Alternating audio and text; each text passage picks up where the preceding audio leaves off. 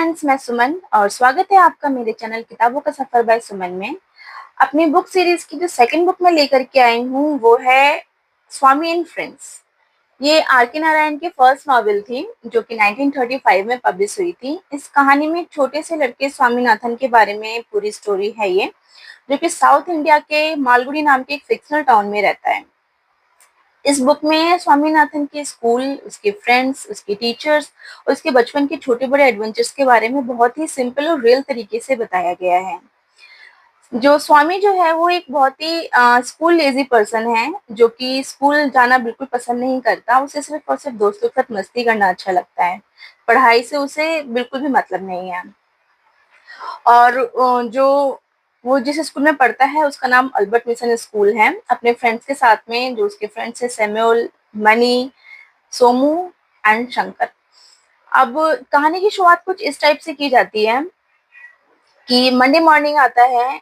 Monday morning के time पे जो स्वामी का जो रूटीन होता है वो बहुत ही अनप्लेजेंट होता है। उसको बिल्कुल अच्छा नहीं लगता वीकेंड्स के बाद में मंडे मॉर्निंग के टाइम पे उठ करके स्कूल के लिए प्रिपेयर होना। अब एक तरीके से ना नाइटमेयर होता है उसके लिए। उसको एकदम से ख्याल आता है अपने स्कूल का जो टीचर है और हेडमास्टर जो है उनके बारे में सोच करके वो बिल्कुल सहम सा जाता है। और अपने रूम में, जो कि उसके फादर का एक ड्रेसिंग रूम का एक कॉर्नर है ओनली, वहाँ पे स्टूल पे बैठा हुआ है अपने मेस टेबल के साथ में, जो जहाँ पे बुक्स जो है बहुत ही मैशी पड़ी हुई है, कुछ भी सामान जो है ऑर्गेनाइज नहीं रखा गया है। वहाँ पे बैठा बैठा वो सोच रहा था कि आज उसको क्या क्या टास्क कंप्लीट करने हैं। फिर उसके बाद जब वो स्कूल पहुंचता है तो जो फर्स्ट जो उसका पीरियड होता है स्कूल का, दैट इज अर्थमेटिक, जो कि एक मिस्टर वेदन्यागम के द्वारा कंडक्ट किया जाता है।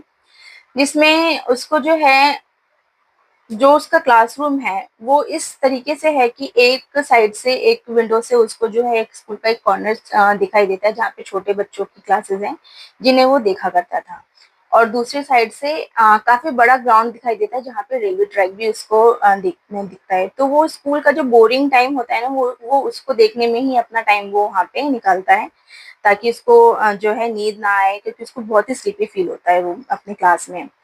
तो तभी टीचर उसको उसके होमवर्क के लिए बुलाते हैं, होमवर्क चेक करने के लिए। तो टीचर को अपने बहुत ही ध्यान से देख रहा होता है।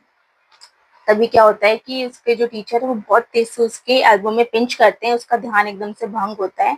वो उसके सारे सम्स को क्रॉस करके और उसके मुंह पे उसकी कॉपी फेंक के उसको सीट पे बिठा देते हैं। देन पीरियड आता है हिस्ट्री क्लास का, जो कि उसमें जो टीचर है वो है डी पिल्लई, जो कि बहुत ही अच्छे टीचर हैं। और वो बच्चों को इस तरीके से पढ़ाते हैं कि वो हिस्ट्री की चीजों को विजुलाइज करने लगते हैं अपने माइंड में बच्चे, और उनकी क्लास को बहुत ही अच्छे से एंजॉय करते हैं, बहुत ही अच्छे से पढ़ते हैं। और देन जो टीचर आते हैं, मीन्स उसके बाद से जो पीरियड आता है, दैट इज स्कल्पचर क्लास, जो कि इसके अराउंड ही ये फर्स्ट चैप्टर जो है वो पूरा रिवॉल्व करता है, पूरा घूमता है। तो उसमें एक्चुअल में होता क्या है कि वो जो टीचर होते हैं वो क्रिश्चियन होते हैं। उनका नाम है मिस्टर एवेंजर।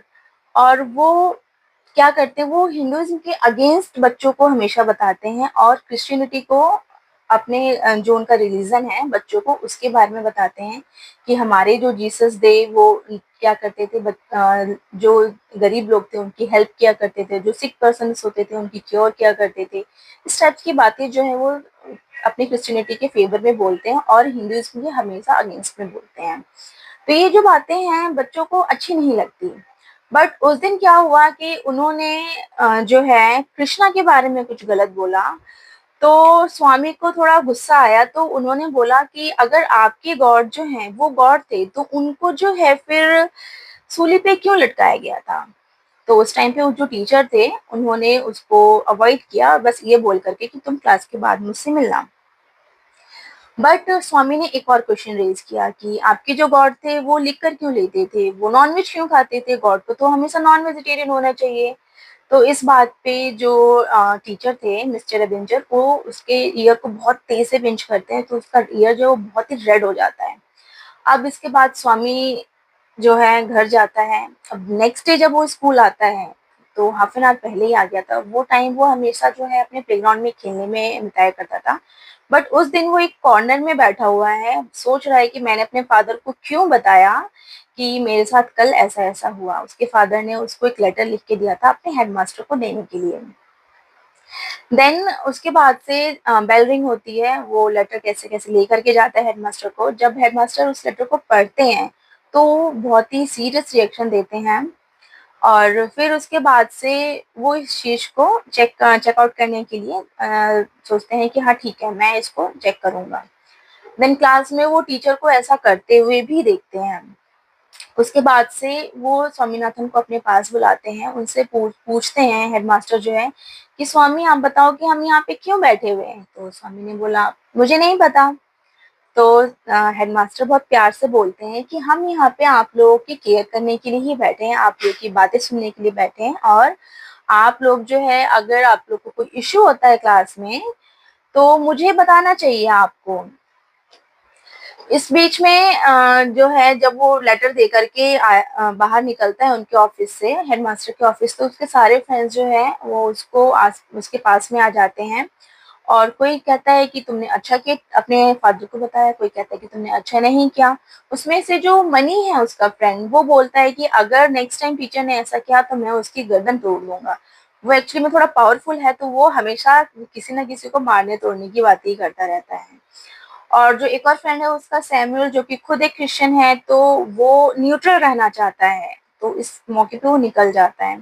जब हेडमास्टर उसको जो है ये सांत्वना देते हैं कि हाँ मैं इस बात की तह तक जाऊंगा और इस मैटर को सॉल्व करूंगा, तो फिर वो फ्री हो जाता है कि हाँ थोड़ा सा हैप्पी हो जाता है कि ठीक है जो मैटर है वो सॉर्ट ऑफ हो जाएगा।